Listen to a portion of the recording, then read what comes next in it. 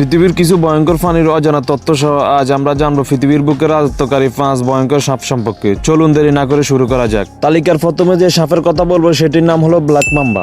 আফ্রিকার জঙ্গলে বিচরণকারী এই সাপ নিজের ভয়ঙ্কর বিষের জন্য পরিচিত। ব্ল্যাক মাম্বা 20 ফুট পর্যন্ত লম্বা হতে পারে এবং মাত্র এক কামড়ে একজন প্রাপ্তবয়স্ক মানুষকে মেরে ফেলতে পারে। এটি অত্যন্ত দ্রুতগতির সাপ, ঘন্টায় 20 কিলোমিটার পর্যন্ত বেগে ছুটতে পারে। তালিকা দ্বিতীয় স্থানে রয়েছে কিং কোবরা, যা পৃথিবীর দীর্ঘতম বিষধর সাপ।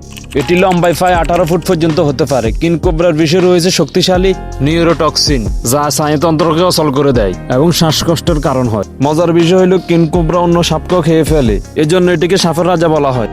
তালিকায় 3 নম্বর রয়েছে ইংল্যান্ড টাইফান। পৃথিবীর সবচেয়ে বিষধর সাপের তালিকায় উপরের দিকে থাকবে ইংল্যান্ড টাইফানের নাম। এই সাপটি দেখতে অন্যান্য সাপের মতো হলো এর বিষ অত্যন্ত মারাত্মক। ইংল্যান্ড টাইফানের এক কামড়ের বিষে প্রায় 100 জন মানুষকে মেরে ফেলার ক্ষমতা রাখে। এটি মূলত অস্ট্রেলিয়ার মরুভূমিতে বাস করে।